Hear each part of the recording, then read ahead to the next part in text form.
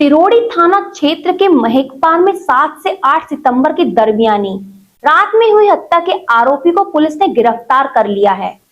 Police ने आरोपी विनोद उर्फ रावण बंसोड़ को नागपुर से पकड़ा है, जिसके बाद पुलिस ने आरोपी से पूछताछ के बाद हत्या के दौरान उपयोग किए गए गमछा, कपड़े, लकड़ी, लोहे का हसिया व हथौड़ी को जब्त कर आरोपी को न्यायालय के समक्ष पेश किया, जहां से उसे न्यायिक अभिरक्षा में जेल भेज दिया गया है।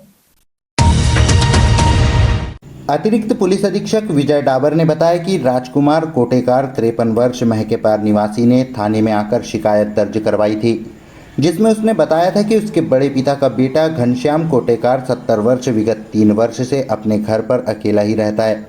10 सितंबर की सुबह उसे आवाज़ देने पर उसने कोई जवाब नहीं दिया तो घर के अंदर जाकर देखे तो वह अपने बिस्तर में चित अवस्था में लेटा हुआ था और उसके चेहरे पर गमछा ढका हुआ था। साथ ही उसके चेहरे, सिर व माथे पर चोट के निशान थे, जिसकी मौत हो चुकी थी।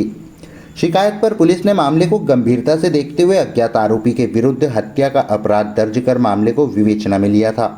विवेचना के दौरान सीसीटीवी फुटेज खंगालने पर विनोद उर्फ रावण बंसोड़ संदिग्ध समझ आया, जिस पर उसकी तलाश की गई तो पता चला कि वह वारदात की रात से ही फरार है।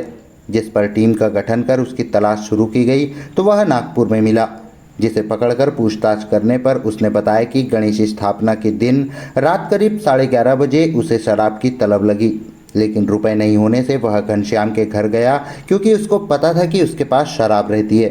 उसके घर जाने पर जब उसने उससे शराब मांगी तो उसने यह कहकर मना कर दिया कि उसकी तबीयत ठीक नहीं है, उसे वह परेशान न करे, जिससे वह आवेश में आ गया और फिर एक ठोस लकड़ी से कई बार मारकर उसकी हत्या कर दी और वहाँ से भाग गया।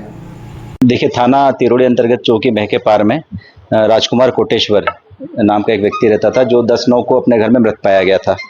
संपूर्ण इन्वेस्टिगेशन के दौरान यह पता चला था कि इसके सिर में और चेहरे पर गंभीर चोट है, जिसकी वजह से इसकी मृत्यु हुई है। घटनास्थल के आसपास के सीसीटीवी में और पूछताछ के दौरान हमें एक संदिग्ध विनोद उर्फ रावण का नाम पता चला था, जो घटना दिनांक से ही फरार था।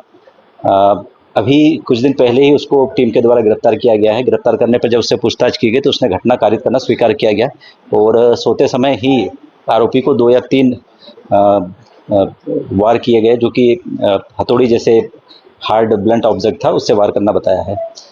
मृतक चूँकि कच्ची शराब बनाता भी था और बेचता भी था, उसी को लेने के लिए आरोपी गया था और आरोपी को उसने देने से मना कर दिया था। आवेश में आके आरोपी ने उसको हत्या कर दी थी। आरोपी को गिरफ्तार कर लिया गया है और अग्रिम कार्रवाई जारी है।